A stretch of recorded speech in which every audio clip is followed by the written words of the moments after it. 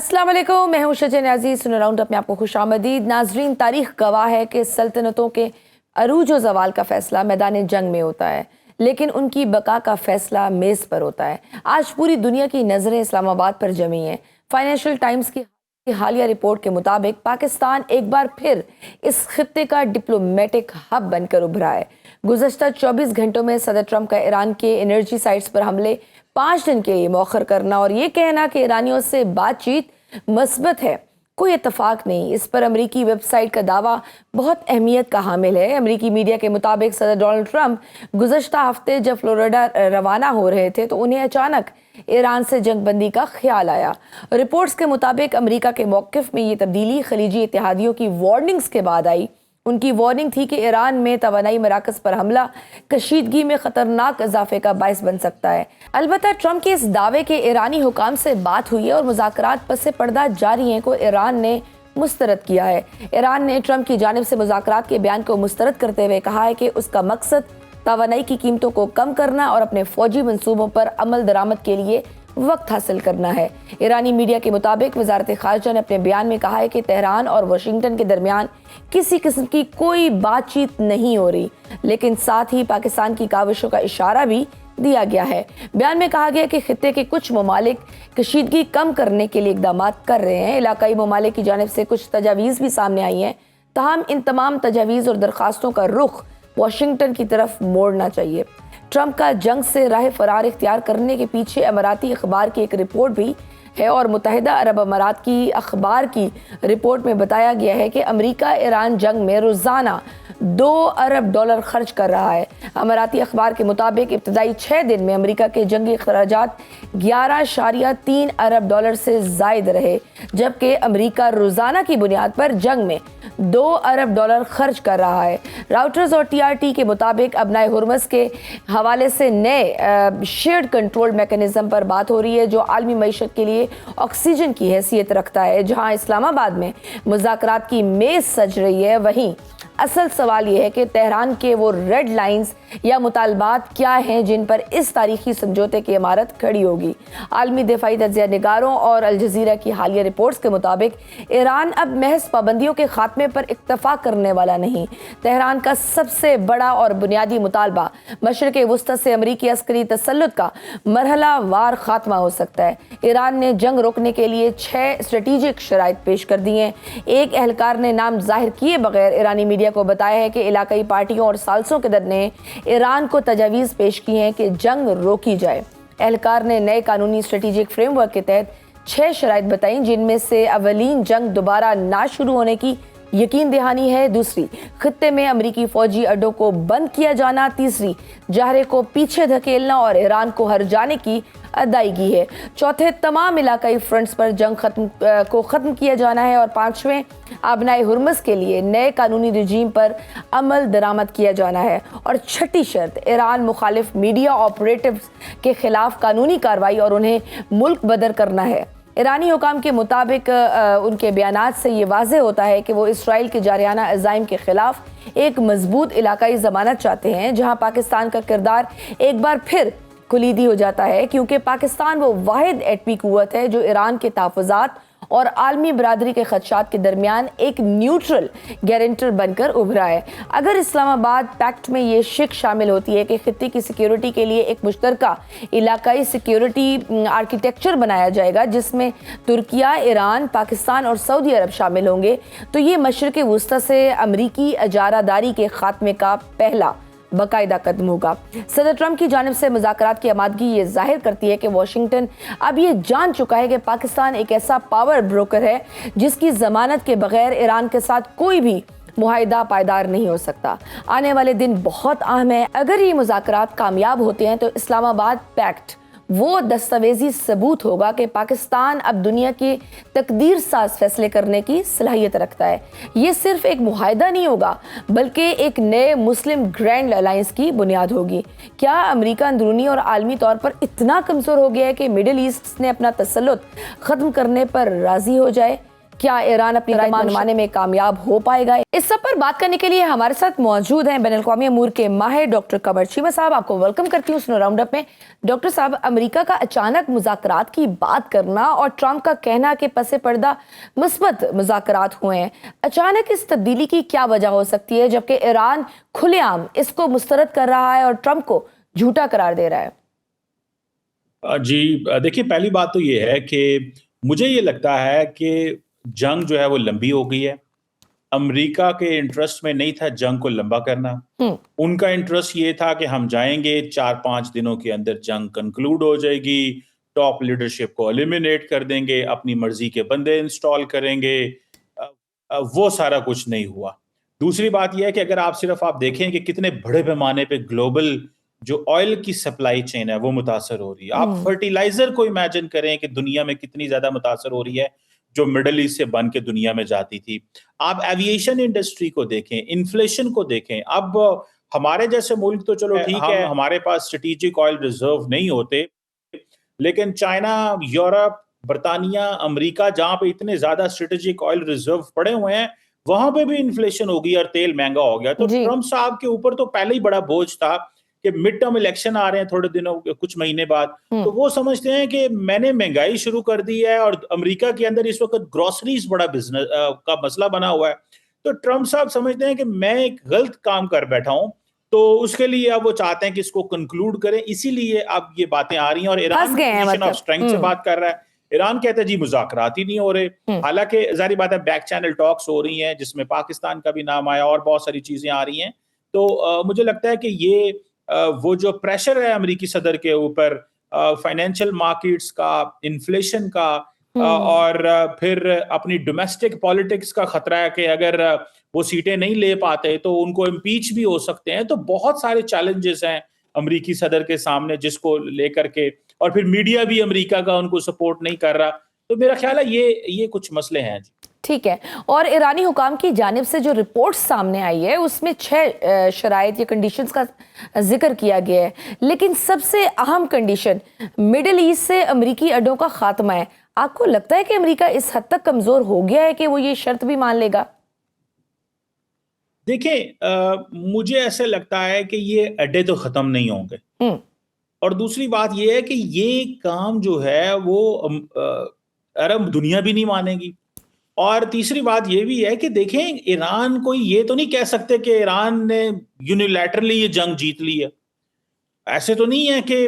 ایران جو مرضی ڈکٹیٹ کرے گا تو وہ ہو جائے گا. ہاں، ایران کے اوپر حملہ ہوا ہے، انٹرنیشنل لا کی وائلیشن ہے، بین الاقوامی قوانین کو توڑا گیا، یہ سب کچھ بات ٹھیک ہے، لیکن سوال بڑا سیدھا سا ہے. سوال یہ ہے کہ ایران کو اتنی سخت شرائط جو رکھے گا، بیسیکلی وہ سمجھتا ہے کہ اگر یہ سخت شرائط رکھیں گے تو کچھ ہمیں ملے گا. لیکن میں سمجھتا ہوں کہ اگر سب سے بڑی ان کی یہ بات مان لی جائے کہ ایران کی کو سیکیورٹی گارنٹیز دی جائیں کہ کوئی بین الاقوامی قوانین کی خلاف ورزی کرتے ہوئے ایران کے اوپر دوبارہ حملہ نہیں کیا جائے گا، تو میرا خیال ہے وہ سب سے ویلڈ ہے. لیکن کیونکہ آپ دیکھیں باقی جو عرب ممالک ہیں وہ تو سمجھتے ہیں کہ ان کی سیکیورٹی جو ہے وہ اسی چیز سے ہے کہ امریکی انفراسٹرکچر وہاں پہ، سیکیورٹی انفراسٹرکچر وہاں پہ رہے. لیکن وہ تو اس جنگ میں اور اس سے پہلے بھی ان کو ریئلائز تو ہو ہی گیا ہوگا کہ یہ جو اڈے جن کی سیکیورٹی کے لیے تھے وہی ان کے لیے ایک بہت بڑا چیلنج ثابت ہوئے ہیں اور اسی کے نتائج یہ بھگت رہے ہیں. دیکھیں، یہ بات آپ کی ٹھیک ہے، لیکن سوال یہ پیدا ہوتا ہے کہ یہ بات کہ اب ایران جو ہے وہ اس نے جتنے حملے کیے ہیں ان ملکوں کے اندر یہ انہی ملٹری بیسز کی وجہ سے ہوئے ہیں. تو یہ بھی ایک ڈسکشن اب شروع ہوگی کہ کیا واقعی ان کی یوٹیلیٹی کیا ہے ملٹری بیسز کی، اور جتنا ان ممالک کو، ان کی اکانومی کو نقصان ہوا ہے، ایویشن انڈسٹری کو نقصان ہوا ہے، ٹورزم انڈسٹری کو نقصان ہوا ہے، تو یہ سوال اب تھوڑے سے اٹھیں گے. اور لیکن پھر بھی مجھے یہ لگتا ہے کیونکہ دیکھیں یہاں پہ جو سٹرکچر ہے گورنمنٹ کا وہ اس طرح کا ہے کہ مشکل کام نظر آتا ہے کہ یہ ملک جو ہے امریکی اڈوں کو یہاں سے جو ہے وہ ختم کریں اور امریکہ سے کہیں. تو یہ یا تو ان کو بہت بڑے پیمانے پہ اپنے ملٹری انفراسٹرکچر پہ انویسٹمنٹ کرنی پڑے گی، بڑی فوج بنانی پڑے گی. تو میرا خیال ہے یہ اس طرح کی چیزوں کے لیے بھی ٹائم چاہیے ہوتا ہے. ٹھیک۔ تو امیڈیٹلی تو اڈے بھی ختم نہیں ہوں گے، امیڈیٹلی اتنی بڑی فوج بھی نہیں بنائی جا سکتی. تو میرا خیال ہے کہ یہاں پہ اسی طرح چیزیں چلیں گی جس طرح. ٹرمپ کی جانب سے یہ بھی کہا گیا کہ مذاکرات میں ایران کو افزودہ یورینیم امریکہ کے حوالے کرنا ہوگا اور ابنائے ہرمز فوری طور پر کھولنی ہوگی. آپ کیا سمجھتے ہیں ایران جس طرح اس وقت ہم سیفر سائڈ کہہ سکتے ہیں کہ اپر ہینڈ پر ہے، وہ یہ شرط مانے گا؟ دیکھیں مشکل لگتا ہے. دیکھیں اگر آپ کو یاد ہو کہ جب پہلے جنیوا کے اندر مذاکرات ہو رہے تھے تو ایرانی فارن منسٹر اس حد تک تیار ہو گئے تھے کہ ہم کہیں نہ کہیں پہ یہ بات مان جاتے ہیں کہ جو 400 کلو کے قریب جو ان کے پاس انرچڈ یورینیم ہے اس کو یہ ڈاؤن بلینڈ کر دیں گے.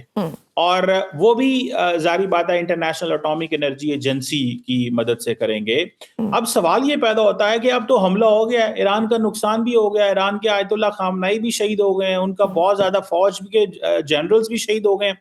کیا اب ایران مانے گا کہ نہیں مانے گا؟ اس وقت تو پوزیشن بالکل اور تھی، آج کی پوزیشن بالکل اور ہے. آج کی پوزیشن یہ ہے کہ ان کو کیا فائدہ کیا ہوگا؟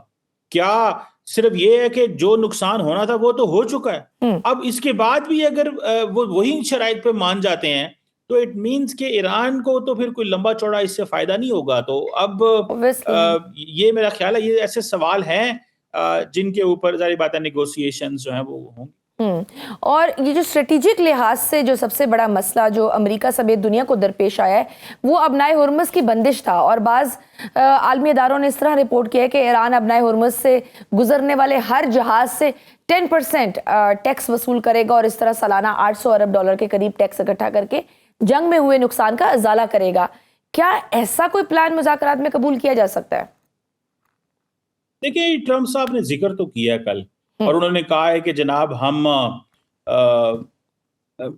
آیت اللہ اور میں جو ہے وہ مل کے اس کو چلائیں گے. ہو سکتا ہے وہ اس سے کوئی فائنینشیل بینیفٹ لینا چاہیں. وہ کیا فائنینشیل بینیفٹ لیں گے یہ تو ٹرمز اینڈ کنڈیشنز اب طے ہوں گی، ڈسکشن ہوگی تو تبھی پتہ چلے گا. لیکن کیونکہ بات یہ چلی تھی کہ امریکہ جو ہے وہ اپنے فائنینشیل کو بھی کمپرومائز نہیں کرنا چاہتا، اور وہ امریکہ سمجھتا ہے کہ بھائی اگر اس طرح چیزیں چل پڑیں کہ وہ آئے تو اس چکر میں تھے کہ بھائی چلو ایران کا تیل جو ہے اس کے اوپر بھی ہمارا انفلوئنس ہوگا،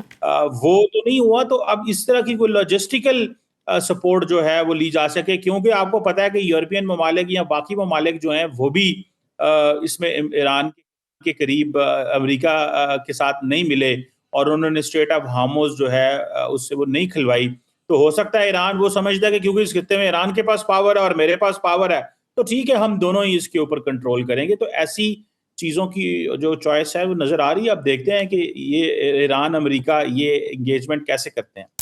اچھا ڈاکٹر صاحب، کل اچانک دنیا کے تمام بڑے آؤٹلیٹس نے خصوصاً فائنینشیل ٹائمز اور راؤٹرز نے یہ خبر بریک کی ہے کہ ایران اور امریکہ کے مذاکرات اسلام آباد میں ہوں گے اور پاکستان اب نیا سفارتی ہب بننے جا رہا ہے. آپ بطور ایکسپرٹ انٹرنیشنل افیئرز کیا سمجھتے ہیں کہ یہ موقع اگر پاکستان کو ملتا ہے تو مستقبل کے لیے کتنا اہم ہوگا اور اس کے اثرات پاکستان کے حالات پر کتنے مثبت ثابت ہوں گے؟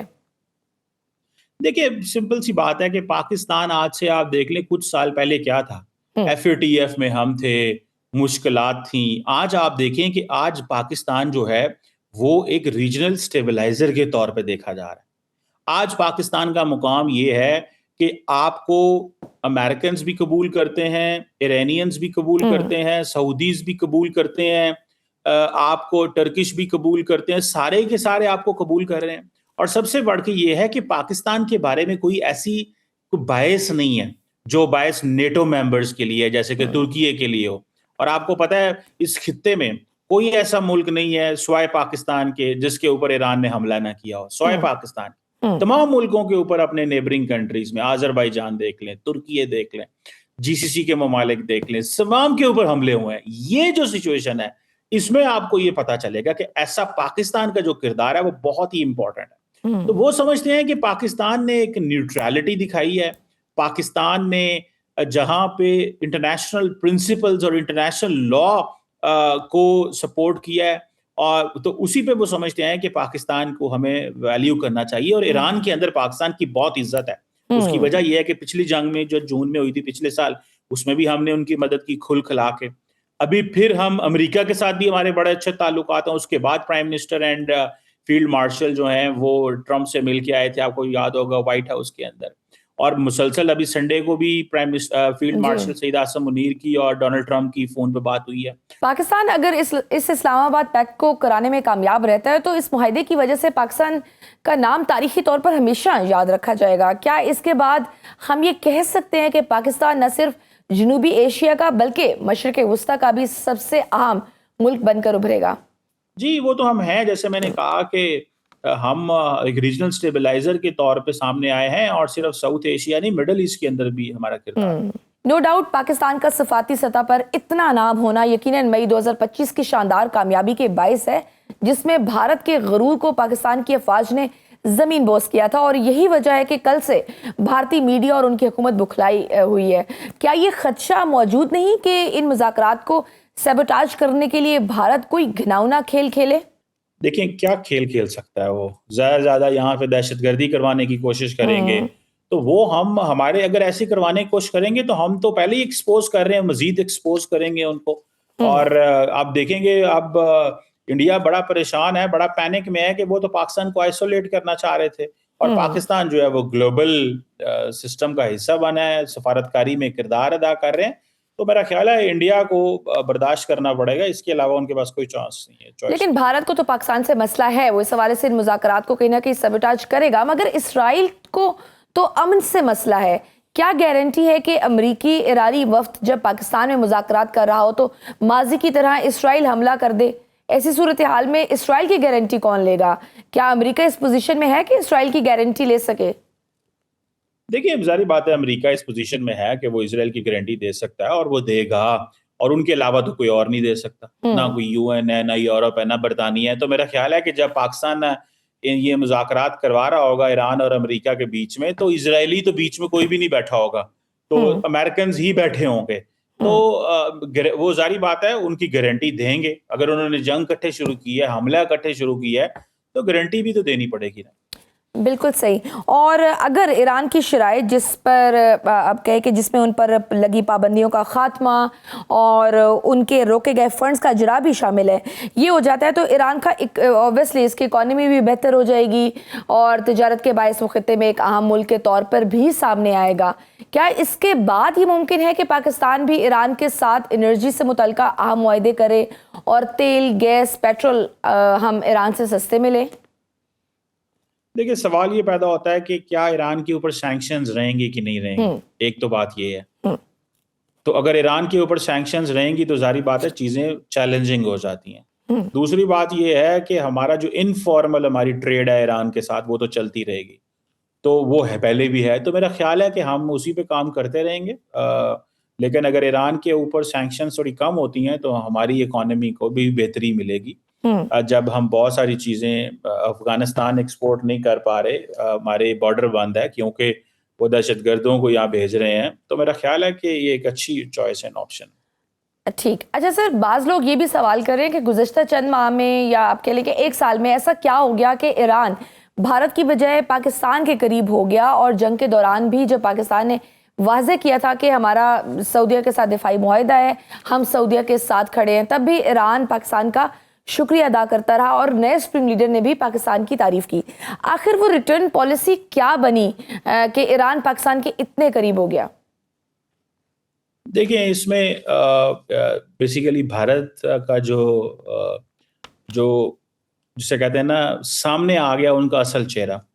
اور بھارت کیونکہ اسرائیل کو سپورٹ کرتا ہے, بھارت نے کیونکہ آپ نے دیکھا ہوگا کہ نریندر مودی نیتن یاہو کو ملنے گئے تل اویو, اور وہاں پہ جو جینوسائیڈ ہوا تھا غزہ کے اندر اس کے اوپر سٹیمپ لگائے کہ جی ٹھیک ہے یہ صحیح ہوا جو کچھ ہوا ہے. تو مجھے ذاتی طور پہ لگتا ہے کہ ایرانی اس چیز سے ناراض ہیں, اور بہت سارے کہا جاتا ہے کہ انڈینز پکڑے بھی گئے تھے ایران سے, اسی لیے ایران نے وہاں پہ جو آن ارائیول ویزا تھا انڈینز کے لیے وہ بھی بند کر دیا. تو مجھے لگتا ہے کہ یہ ایک ویری چیلنجنگ تھنگ جس چیز کی وجہ سے ایران ہے اس نے بھارت کے حوالے سے پالیسی چینج کی. बहुत शुक्रिया। बैनुल अक़वामी अमूर के माहिर डॉक्टर कमर चीमा साहब हमारे साथ मौजूद थे। नाज़रीन, गुफ्तगू आपने सुनी। वक्त है छोटी सी ब्रेक का, देखते रहिए सुनो round up. Welcome back to सुनो राउंड अप। प्रोग्राम के इस हिस्से में हमें ज्वाइन किया मिडल ईस्ट एक्सपर्ट है मंसूर जाफर साहब। आपको वेलकम करती हूँ सुनो राउंड अप में। मंसूर साहब, अमेरिका की जानिब से हमले 5 दिन के लिए मौखर करने का फैसला, क्या ये वाकई डी स्केलिंग है या एक टेक्टिकल पॉज ताकि डोनाल्ड ट्रंप साहब अपनी फोर्सेस को रीपोजिशन कर सकें? और क्या ईरान के इंटेलिजेंस हलकों में इससे प्री स्ट्राइक मैन्यूवर के तौर पर देखा जा रहा है? जी, जिस शख्सियत का नाम डोनाल्ड ट्रंप है और जिस मुल्क का नाम अमेरिका और उसके इत्तेहादी इसराइल की बात अगर हम कर रहे हैं, तो यकीनन हमें ये खदशा रहना चाहिए। और माजी की जो तारीख उनकी देखते हुए गुज़श्ता बरस के जो मुज़ाकरात, उसके दौरान ही एक जंग मुसल्लत किया जाना और फिर इस साल भी इसी नौइयत की एक्टिविटी किया जाना, तो लिहाजा ये ख़तरा तो मौजूद है कि ये एक टैक्टिकल मैनूवर हो सकता है, जिसको इस्तेमाल करते हुए अमेरिका और इसराइल जो है वो अपनी रीपोजिशनिंग या रीग्रुपिंग जो है इस वक्त ज़मीन पर अपनी फोर्सेस के हवाले से कर रहे हों। लेकिन मैं समझता हूँ कि जो इसके साथ पैरेलल डिप्लोमेटिक एक्टिविटी जिसके हवाले से अब इंटरनेशनल मीडिया खुद बहुत सारी न्यूज़ ब्रेक कर रहा है, और ख़ासतौर पे जो स्टेक होल्डर्स इस पूरे प्रोसेस में इन्वॉल्व हैं, उन्होंने भी जिस तरीके से ओनरशिप ली है, उसे देखते हुए लगता है कि ये बुनियादी तौर पे वो बैनुल-अक़वामी दबाव है, ख़ास तौर पे उन खलीजी ममालिक के जो इस वक्त ईरान के निशाने पर हैं, और उनकी मईशत और उनकी सिक्योरिटी और उनका डे टू डे यानी निज़ाम ज़िंदगी है वो बिल्कुल मुअत्तल होकर रह गया है। तो उनकी तरफ से जो दबाव इनडायरेक्टली उसमें एक जो टॉक्स का इस वक्त डोर डाला गया है, पाकिस्तान, तुर्की, किसी हद तक कतर ने उसको सपोर्ट किया है, लेकिन वो इस प्रोसेस का हिस्सा नहीं है। इसे देखते हुए एक उम्मीद पैदा हुई है कि इस वक्त ये जो एक मॉरेटोरियम यूनिलैटरली डोनाल्ड ट्रंप साहब ने इशू किया है 5 दिन का अपनी ही डेडलाइन के अंदर, तो उसको कम से कम एक संजीदा एफर्ट की शुरुआत समझना मेरा ख्याल है इस वक्त अगर एक हुस्न-ए-ज़न का मुज़ाहरा करते हुए इस बात को दुरुस्त भी तस्लीम कर लिया जाए, तो लग ये रहा है कि इस वक्त जो ज़मीनी चैलेंजेस उन्हें दरपेश हैं, चाहे वो ईरान के अंदर उनके हमलों की सूरत में हो या ईरान के जो जवाबी हमले हैं खलीजी ममालिक पर, वो तमाम के तमाम, और ख़ास तौर पे उससे बढ़ के इस पूरी जंग का जो इस वक्त इकोनॉमिक फॉल आउट है, उसके जो मुज़मरात हैं, उससे पूरा खित्ता, न सिर्फ पूरा खित्ता बल्कि पूरी दुनिया की स्टॉक मार्केट्स क्रैश हो रही हैं, और इसी तरीके से तेल की कीमतें जिस अंदाज से बढ़ रही हैं, तो मईशत का जो इस वक्त पहिया है, बिलखुसूस उसके साथ-साथ सिर्फ और सिर्फ तेल और गैस का इशू नहीं है, एक पूरी सप्लाई चेन जो है वो गल्फ कंट्रीज़ की मुतासर हो रही है, और गल्फ कंट्री से ऑनवर्ड जो आबराए हुर्मुज़ को इस्तेमाल करते हुए पूरे Europe, cement, each and everything जो यहाँ से गुजरती है, वो तमाम की तमाम इस वक्त जो है वो पाइल अप हो चुकी है आबराए हुर्मुज़ के उस तरफ, और हज़ारों टैंकर जो है वो मुंतज़र हैं उस ग्रीन लाइन के उन्हें वहाँ से गुजरने की इजाज़त दी जाए। लेकिन ईरान ने अपने जो मसल फ्लेक्स किए हैं आबराए हुर्मुज़ को बंद करके, वो भी मैं समझता हूँ एक बहुत बड़ा दबाव है, और उसी के नतीजे में इस वक्त अपनी जो डेडलाइन है उसे भी डेफर करने का एक लिहाज से ख्याल आया डोनाल्ड ट्रंप साहब को। और बिलखुसूस अगर आप देखिए तो इसका जो एक असल पहलू या जो असल चीज़ दिखाई दे रही है, वो जो दाखिली तौर पे उन्हें इस वक्त उनकी जो मागा बेस उनसे लूज हो रही है, और इसी तरीके से उनको अपना जो इंतखाब इस वक्त डामाडोल नजर आ रहा है, और उसके साथ साथ खुद नेतन्याहू जो इस वक्त जंगी जुनून में मुब्तला है, उन्हें भी अपने अक्टूबर का इलेक्शन याद आना शुरू हो गया है कि अगर वो इस जंग में उलझे रहे तो अपने राय अम्मा को वो क्या दिखा सकेंगे, क्या बात बता सकेंगे। उन्होंने तबाही और बर्बादी के अलावा खित्ते में जो अपने दुश्मन और ख़ासतौर पे इसराइलियों और यहूदियों के हवाले से जो मुखालफत और एक नफरत का जो एक पूरा जिसे कहना चाहिए पाइल किया है सारा सिलसिला, तो वो किस अंदाज से उसको जस्टिफाई करेंगे, यानी उनकी इसराइलियों की और यहूदियों की सलामती को यकीनी बनाते हुए इस वक्त अमेरिका और ये जो ज्यूज हैं इनको पूरी दुनिया के अंदर जो है वो एक लिहाज से टारगेट और एक लेजिटिमेट टारगेट जो है वो बना दिया गया है, क्योंकि इन दोनों मुल्कों का जो मिली भगत है, जो गठजोड़ है, उसके नतीजे में इस वक्त दुनिया का कोई भी पुरअमन मुल्क जो है वो महफूज नहीं है। ईरान उसकी सबसे बड़ी मिसाल है, फलस्तीन उससे पहले आपके सामने एक बहुत ही बुरी सूरत में आपके सामने है, और अभी भी इसराइल अमेरिका का खासतौर पे जो जंगी जुनून है वो कभी क्यूबा को भी धमकियां दे रहे हैं, वो बोलीविया को भी धमकियां दे रहे हैं। इस नौइयत की जो चीजें हैं मैं समझता हूँ उन्हें कम से कम अपनी इस जो जंगी हिस्ट्री है, और खासतौर पे एक ऐसी शर्मनाक जंगी हिस्ट्री है जिसमें विक्ट्री नाम की कोई चीज नहीं है, स्वाय और स्वाय एक तबाही और बर्बादी के उसी के नतीजे में बिल्कुल सही। ट्रम्प के तो जो चैलेंजेस हैं, लेकिन ईरान ने बज़ाहिर तो मुज़ाकरात की तरदीद की है, उसे निगेट किया है, लेकिन साथ ये भी कहा है कि इलाकाई ममालिक कोशिश ज़रूर कर रहे हैं। क्या ये एक हम कह सकते हैं क्लासिक स्ट्रेटेजिक एम्बिग्विटी है, ताकि ईरान बैक चैनल भी जारी रखे और अवामी बयानियाँ भी सख्त रखे, क्योंकि बिलाखिर तो जंग को रुकना ही है और ऑब्वियसली मुज़ाकरात ही आखिरी हल होता है।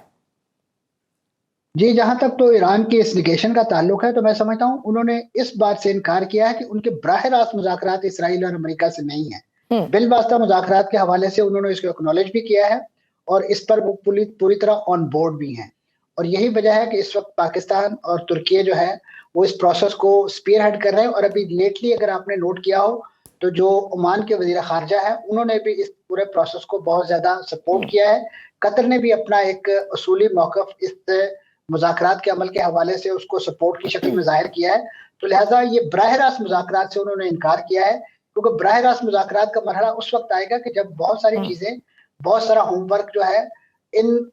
जो ईरान के मुतालबात और जो इसराइल और अमेरिका के ईरान से मुतालबात है उस पर अगर कोई एक ड्राफ्ट पोजीशन में सामने आता है, फिर एक बराह रास्त मुज़ाकरात की सूरत सामने आएगी। लेकिन आपने देखा कि पूरे फ़लस्तीन के जो मुज़ाकरात थे उसमें भी हमेशा बिलवास्ता इसराइल और फ़लस्तीनी मुज़ाकरात ही जारी रहे हैं, सवाए उस सूरत में कि जब अपने एक अमरीकी यरगमाली को रिहा करवाना था तो उस वक्त अमरीका ने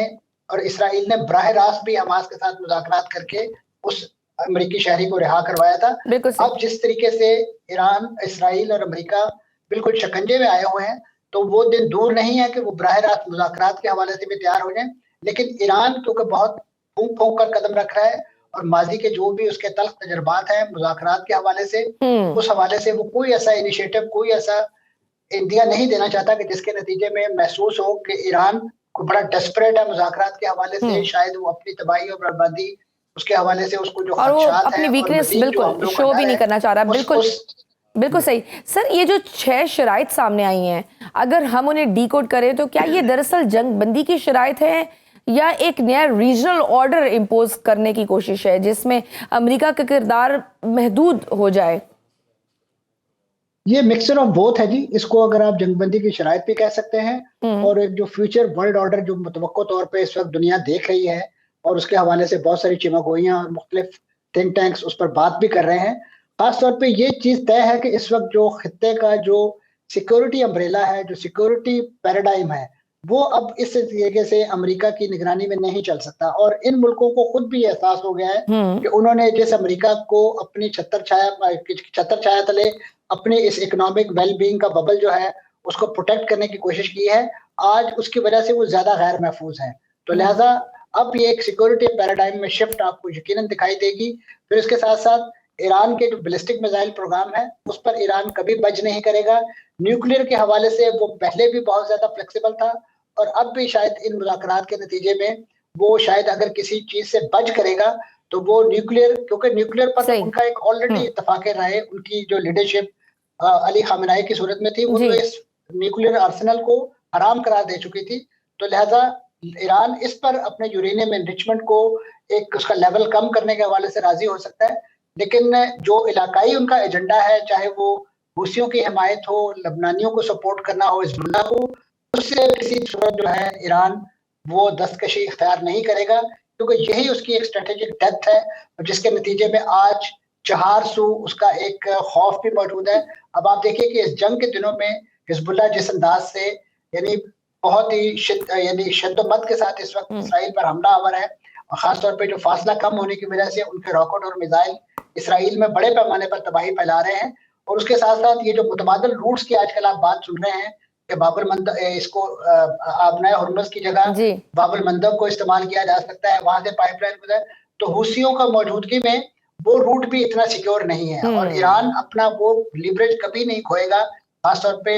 इसी तरीके से जो आबनाए हुर्मुज़ की जो सिक्योरिटी के हवाले से कोई तरीका कार है उस पर अपना एक ओवरराइडिंग राइट, उस पर कभी ईरान कॉम्प्रोमाइज नहीं करेगा, क्योंकि यही एक उनके पास एक ऐसा चोक पॉइंट है कि जिसको उन्होंने बंद करके, आप देखिए कि ये एक अहम गुज़रगा 10 साल ईरान इराक जंग के अंदर भी ईरान ने बंद नहीं की, धमकियां देता रहा है لیکن کبھی اس حد تک وہ نہیں گیا کبھی بھی. تو سر یہ جو ایک جو شرط ہے امریکی فوجی اڈوں کا خاتمہ، کیا یہ ایران کی حقیقی منیمم ڈیمانڈ ہے یا یہ آخری حد ہے تاکہ بعد میں کم از کم عراق، شام اور خلیج میں امریکی فٹ پرنٹ کم کروایا جا سکے؟ دیکھیں جی، یہ کوئی حتمی فیصلہ تو اس پر یقیناً ان ملکوں نے ہی کرنا ہے جن کے ہاں یہ بیسز ہیں، ہوسٹ ہیں اور ان کی وہ میزبانی کر رہے ہیں. لیکن جو اس وقت زمینی حقائق ہے اور جو معروضی سینیریو آپ کو دکھائی دے رہا ہے، اس میں تو یہ لگ رہا ہے کہ ان ملکوں کے لیے اس سے بڑی کوئی لائبلٹی اس وقت کوئی نہیں ہے، کیونکہ انہی کی وجہ سے ایک لیجیٹیمیٹ ٹارگٹ بن گیا ہے یہ پورا ریجن ایران کے حملوں کے حوالے سے بھی. اور یہی وجہ ہے کہ آپ دیکھ رہے ہیں کہ اگر اس وقت یہ لوگ یہ خلیجی ممالک کو ریٹیلیٹ بھی کرتے ہیں، چاہے وہ سعودی عرب ہو، یو اے ای ہو، تو ایسی صورت میں کیا آپ کو وہاں زمین پہ ان کے بوٹس آن گراؤنڈ نظر آتے ہیں؟ وہاں پہ آپ کو ان کی تو فوج اس قابل ہی نہیں ہے کہ وہ اس نوعیت کا ریٹیلیشن کر سکے. وہاں پہ پھر انہوں نے امریکیوں پر ہی اعتماد کرنا ہے. امریکی اگر انہیں ایک طرف اسرائیل کے ساتھ مل کر مار رہے ہیں تو دوسری طرف اگر ان کے پلیٹ فارم سے ایران کو ہٹ کیا جائے گا تو میں سمجھتا ہوں پھر یہ خطہ کبھی بھی اس جنگ کے بادلوں سے آزاد نہیں ہو سکے گا. اور ایک ایسی اسکرمشز، ایک ایسا مسلسل جسے کہنا چاہیے چاند ماری کا یہ ماحول رہے گا کہ جو آنے والے دنوں میں سمجھتا ہوں. اور یہ بات خطے کے ممالک کو بخوبی معلوم ہے کہ وہ اس جنگ کو جتنی جلدی وائنڈ اپ کروا سکیں، جتنی جلدی اس کے لیے کوئی قربانی چاہے وہاں اس وقت امریکن سیکورٹی امبریلا کی صورت میں دینی پڑے وہ کریں، کیونکہ ادروائز ان کی جتنی بھی انویسٹمنٹ جو انہوں نے چاہے امریکہ کے ساتھ طے کر رکھی ہے یا اس وقت جو ان کے پاس دنیا بھر کے جو لوگوں نے انویسٹمنٹ کر رکھی ہے، اگر اس کا فلائٹ آف کیپٹل واپس جانا شروع ہو گیا، flight of capital out of region شروع ہو گیا، تو ایسی صورت میں میں سمجھتا ہوں کہ وہ یہ خطہ جو ہے وہ کبھی بھی دوبارہ اپنے پاؤں پہ آنے والے کئی دہائیوں تک کھڑا نہیں ہو سکے گا، کیونکہ بٹ سر کہیں نہ کہیں بالکل صحیح، دیٹ از ٹرو. لیکن سر کہیں نہ کہیں ان خلیجی ممالک کو بھی کوئی ریئلائزیشن تو ہوگی نا کہ یہ جو فوجی اڈے دیے گئے تھے امریکہ اور اسی وجہ سے آج وہ بھگت بھی رہے ہیں، اور شاید وہ جو دفاعی پیکٹ کیا تھا سعودیہ نے، شاید انہیں کہیں نہ کہیں ریئلائزیشن تھی کہ ہمیں اس طرح کی سیکیورٹی امریکہ کی جانب سے نہیں مل سکتی، اور اب اس پیکٹ میں مے بی ترکیہ بھی شامل ہو جائے. جی، اس میں یقیناً آپشنز موجود ہیں ان کے پاس، خاص طور پہ پاکستان ترکیہ کی شکل میں ایک ایسا ان کو یعنی سیکورٹی امبریلا میسر ہے. اور اس وقت تو یقیناً سعودی عرب اور پاکستان کے درمیان جو دفاعی پیکٹ ہے وہ ایک سکسیس سٹوری کی صورت میں ان کے سامنے موجود ہے. لیکن پرابلم یہ ہے کہ خطہ خود ایک اپنے یونیفارم حیثیت میں نہیں ہے. مختلف الخیال یہاں پہ ممالک ہیں، خاص طور پہ دو ملک بحرین اور یو اے ای، وہ تو اپنے آپ کو بالکل ایک اسرائیلی کالونی سمجھتے ہیں اور ان کے سفارتی تعلقات بھی اسرائیل کے ساتھ ہیں. تو ایسی صورت میں ترکیہ اور پاکستان جیسا ملک جو ہے ان کے ساتھ ان کا دفاعی پیکٹ وہ شاید ان ملکوں کے لیے تو قابل قبول ہو، لیکن ان کے سرپرست اعلیٰ یا جس کو وہ اس وقت اپنی بہت بڑی کامیابی سمجھتے ہیں، سفارتی کامیابی کہ ان کے ساتھ انہوں نے ابراہیم اکارڈ سائن کر رکھا ہے، اسرائیل اور امریکہ کے لیے قابل قبول نہ ہو. ایسی صورت میں پورا خطہ کسی یونیفارم سٹانس پر اگر وہ ایگری کر سکتا ہے تو وہ خطے کیونکہ اپنی، جسے آپ عرب نیٹو کی بات کرتے ہیں، ایک بڑا پرانا خیال ہے، اور اس کے ساتھ ساتھ ماضی میں یہی خطہ اپنی متحدہ کرنسی کے حوالے سے بھی باتیں کرتا رہا ہے. لیکن اگر آپ دیکھیں تو لیٹلی اس خطے کے اندر جو ڈویژن بالخصوص سعودی عرب اور یو اے ای کے درمیان دیکھنے کو ملی، خاص طور پر یمن کے میدان میں جس طریقے سے دونوں ملک باہم دستوں گریبان ہوئے، خود ایک دوسرے پر حملے کیے گئے، اور سعودی نواز جو وہاں پہ یمنی حکومت تھی اس کو ڈی اسٹیبلائز کرنے کے لیے یو اے ای نے بالکل ایک جنگی ماحول پیدا کیا، اور اس کے بعد آپ نے دیکھا کہ کس انداز سے سعودی عرب نے ریٹیلیٹ کیا. لہذا باہمی جو تنازعات ہیں وہ بھی بڑے ہائی پروفائل اس وقت ملٹری جسے کہنا چاہیے کانفلکٹ کی صورت میں ہمارے سامنے آ چکے ہیں. تو لہذا اس وقت اس خطے کے ان ممالک کو اپنے پہلے تو یہ ڈفرینسز ختم کرنا ہوں گے، اس کے بعد ہی یہ اپنی سیکورٹی کے حوالے سے کوئی کلیکٹیو میکنزم یا کوئی کلیکٹیو جو ہے ایگریمنٹ جو ہے اس پر راضی ہو سکتے ہیں. تو بڑے کمپلیکس سچویشن ہے اور بڑے ڈائیورسٹیفائڈ ان کے سٹانسز ہونے کی وجہ سے اس وقت پورا خطہ حقیقی معنوں میں یعنی ایک ایسی تباہی اور بربادی کے دہانے پر ہے کہ اگر اس کو within next coming days curtail نہ کیا گیا تو پھر میرا خیال ہے کہ یہاں پہ جو اس وقت بہت ریل پیل اور اس نوعیت کی چیزیں، یعنی آپ دیکھیے کہ اب اس وقت راشننگ شروع ہو گئی ہے پانی کی، بالخصوص یو اے ای کے اندر تو انہوں نے جو ریمیٹنس ہے اس پر کیپ لگانا شروع کر دیا ہے کہ لوگ ان کا فلائٹ آف کیپٹل نہ ہو. بہت سارے ادارے جو ہے وہ اپنے ملازمین کو تنخواہیں ایڈوانس دیے جا رہے ہیں تاکہ وہ لوگ ان کے دفاتر ہی نہ چھوڑ جائیں کہیں. تو ایسی صورت میں یقیناً یہ ایک ایسا گمبھیر سینیریو ہے کہ جو ان کی اکنامک ویل بینگ کو ڈائریکٹ ہٹ کر رہا ہے, اور اس کے ساتھ ساتھ ان کے جو فیوچر پلانز ہیں اس خطے کے حوالے سے, اپنے ممالک کے حوالے سے. سعودی عرب کا 2030 کا بڑا پرومسنگ منصوبہ, اس کے ساتھ ساتھ اسی طریقے سے ان کے جو نیوم کے بارے میں بڑے خواب تھے, اس کے بارے میں بھی بہت سارے سوال اٹھ رہے ہیں کہ آیا وہ ممکن رسول ہے بھی کہ نہیں. ناظرین, وقت چھوٹی سی بریک کا, دیکھتے رہیے Suno round up. Welcome back to Suno round up. Sir, ابرائے ہرمز پر جو شیئرڈ کنٹرول میکنزم کی بات ہو رہی ہے, کیا ایران پہلی بار کھل کر گلوبل چوک پوائنٹ کو ایک بارگیننگ چپ کے طور پر انسٹیٹوشنلائز کر رہا ہے؟ دیکھیں جی, میں سمجھتا ہوں کہ ایران اس پر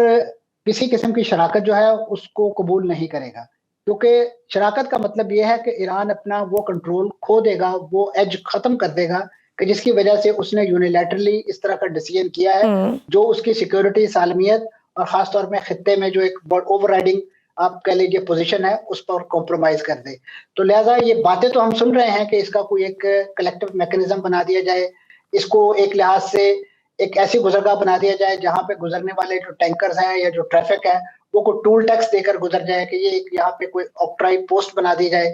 اور آیا پھر یہی ویسٹ جو ہے جو اس وقت ایران پر پابندیاں عائد کیے ہوئے ہیں, کیا ایران کو وہ پروسیڈ اپنے ہاں استعمال کرنے کی اجازت دے گا, اس آمدنی کا حصہ دے گا؟ یہ میں سمجھتا ہوں ایسا سوال ہے کہ جس کا جواب فی الحال کم از کم جو گراؤنڈ سچویشن دیکھتے ہوئے کوئی ممکن دکھائی نہیں دے رہا,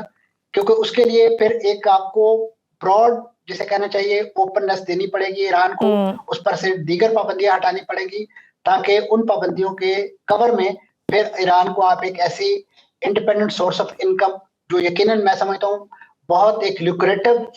انکم پیکج ہوگا اگر اس نوعیت کی سچویشن ہو جاتی ہے. لیکن ایران میں سمجھتا ہوں کہ اس وقت پیٹی اکنامک انٹرسٹ کے علاوہ اپنی جو سیکیورٹی, اپنی سالمیت, کیونکہ ایران کو یہ خطرہ یقیناً موجود ہوگا کہ جب یہ جنگ کے بادل چھٹیں گے تو خطے کے وہ ممالک جن کو ایران نے اپنے نشانے پہ رکھا ہوا ہے, کل کو وہ بیک لیش کی صورت میں ایران پر بھی حملہ کر سکتے ہیں یا ایران کو بھی ایک سبق سکھانے کی بات کر سکتے ہیں. ایسی صورت میں اس کا اگر یہ چوک پوائنٹ بھی کمپرومائز ہو گیا اور اس نے اس پر دیگر کوئی شراکت داری قبول کر لی, تو پھر ایران اپنا مستقبل جو ہے میرا خیال ہے وہ کئی دہائیوں تک جو ہے